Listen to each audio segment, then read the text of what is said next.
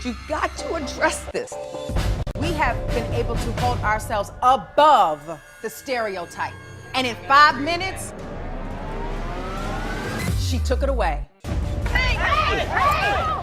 Monique, I feel like this is a season for you. How are you feeling about season 5?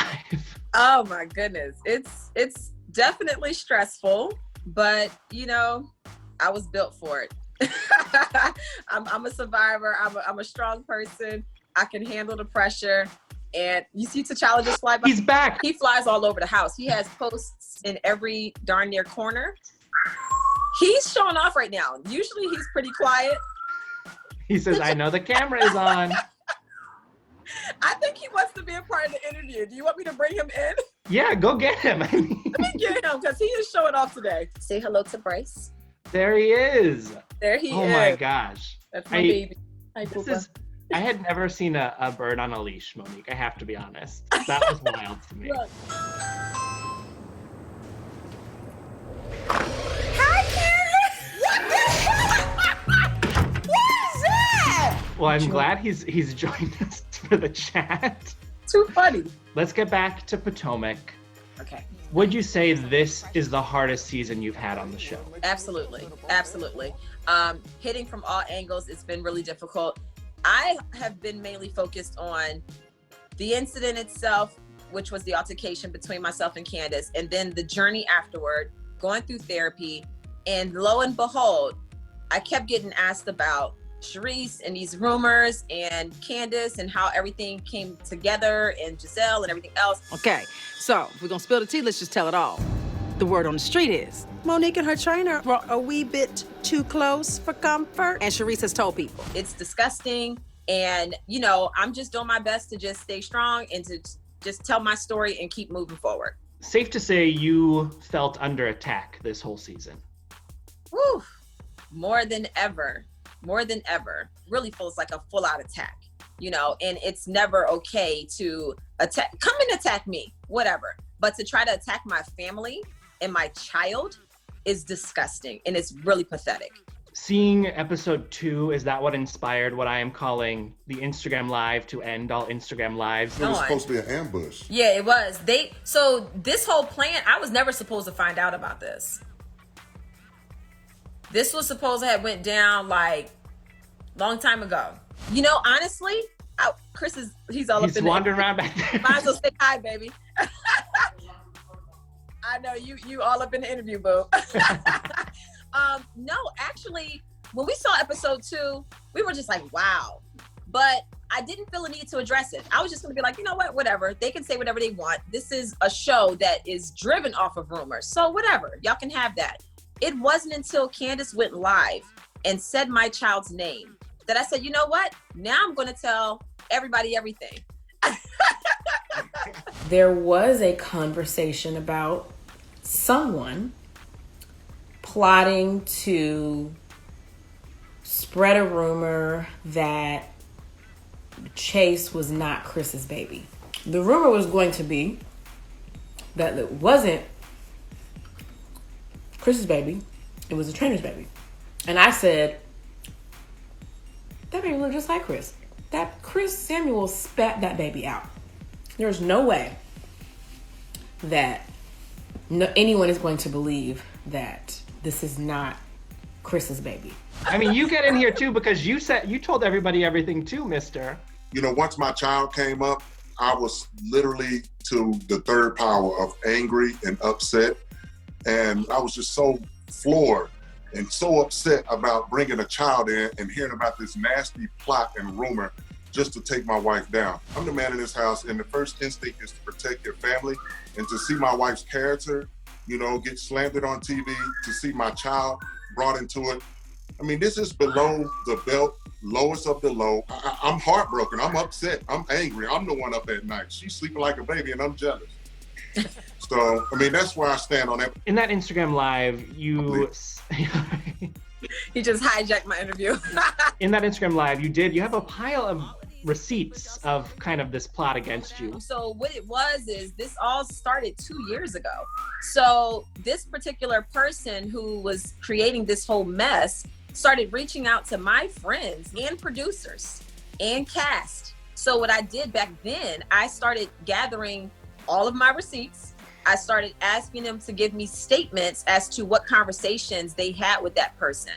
And I held on to everything just in case I needed to get legal and go after her for defamatory remarks. And, so I made sure I had everything ready. And this friend has never been a cast member. This is somebody you knew before the show, right? This is not somebody that the audience is super familiar with. They're familiar because they've seen this person on the show season 2. Right. So the one thing that stood out to me when I first told this friend that I was going to be doing the show, her response was, I knew you would always be the one to make me famous. And I should have went with my instinct then, because something hit me when she said that. And I was like, that's a little weird. No congratulations. No, that was a little weird.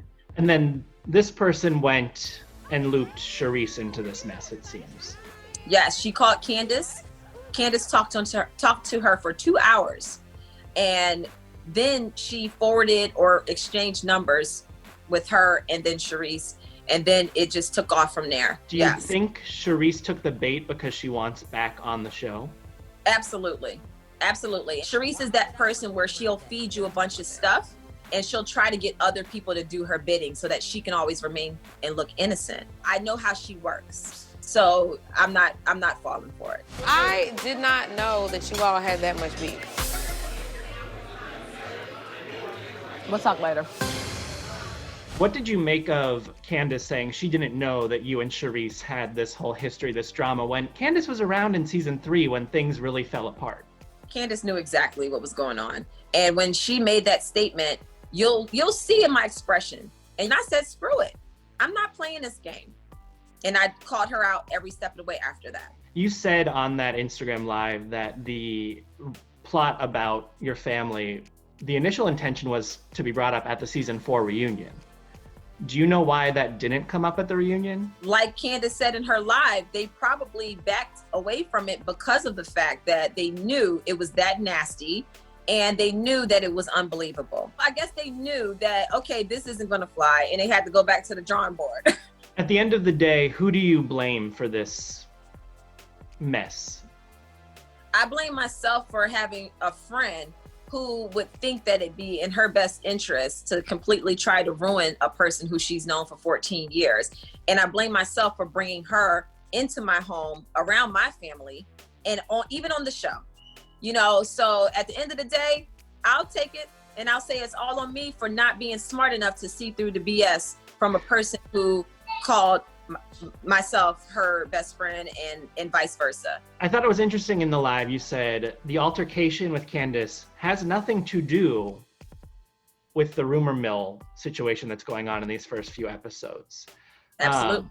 Do you want me to drag Get off of me. Get off of me. Can you give me any tease of what does lead to that moment? I can tease it this way. Watch every past season of Candiace and then watch all of the tweets and the vulgar tweets that she's ever put out. And then you can draw your own conclusion as to why that happened. Candiace has accused you of lying or misrepresenting what happens in that altercation in this kind of press cycle we're in for the beginning of the season. What is your response to her saying that you're lying and misrepresenting what happened? First of all, I haven't even spoken on it. And second, Candiace is exposing who she is as a liar and a manipulator every day. So all people got to do is just not only watch the show, but watch her social media and they will be able to put everything together for themselves and they will be able to see who's really the liar. Well, her past social media came back to bite her yesterday. Some people found some old homophobic tweets that she then had to apologize for. Yes, I saw a lot of people tagging me and my DMs were filled up with, can you address this? What is going on? And I wanted to stay far away from it, honestly. I'm not falling for the BS. She is showing you who she is every day, one tweet at a time. You mentioned at the top of this chat that you've been focused on what happened after the altercation and the journey you went on. Karen told me that she advised you to take the time you needed to figure out what you needed to do to move forward. Absolutely. And that wasn't anything that someone had to tell me. That was something I came to on my own. And that's why I asked the women to meet me at Karen's house that day. So you'll see as the season unfolds, I took this very seriously. I didn't want a pity party. I didn't need any of that. I wanted to figure out what triggered me, why it triggered me, and what can I do to make sure that this never happens again. So that is what my goal was, and I feel as though I definitely achieved that. So you called the Come to Jesus meeting. Yes. Okay, that's an interesting twist, because I think people would assume that maybe Karen or Giselle was like, we have to talk about this, but you're the one who said, no, we have to talk about this. I wanted to talk about it. I'm 100% woman with a beautiful brain, and it works very well. I don't need anyone's assistance. Did you, in this thought process, think, you know what, I got to walk away from this show? Oh yeah, definitely. that thought actually came about, and it went even further than just being a thought. I'll just put it like that. But I ultimately decided that as long as I could feel comfortable with continuing my filming and to show my journey, as long as that was in a comfortable environment for myself, then that's what I wanted to do. And that's what I ended up deciding to do. And now that I know what I know now, I'm very grateful that I didn't walk away, that I stuck it out. At the beginning of the season, you dropped your first single. We can tell you a fraud, line so rehearsed, but you expect me to quench your thirst. Dehydrated Timbers really are the worst, hun. Does that song have a message for your co-stars? So I will say this. I throw little digs at a person or two. No competition, eat 'em up. Dinner. You wanna come against me? I'm a winner. Have a little fun shade. You gotta have a little fun. The lyric video, we get the umbrella. So there's all the references for everything that's ever happened on the show are in there. Exactly. And that's pretty much what it was. A culmination of my time here, what I believe, why I do the things I do, what I believe and stand up for. And I said, this is going to be an anthem. If not for everyone else, it will be for me. All right, we got to wrap things up here. The rest of the season, there's obviously a lot left to watch. What do you want fans to know about what's still to come? I want fans to know that out of all the seasons, I really feel that this season is the season that people can relate to just as being a human being. They will be able to look at the season and say, okay, if I put myself in that position, how would I react? And they're going to see exactly what a normal person would react to. But what they're also going to see is how you're able to come back and recover and regroup and really deal with things. They're going to see vulnerability. They're going to see a lot of good human moments. And hopefully it's a teaching moment for myself and others. And I'm just excited to see how everything unfolds. Well, I am excited too.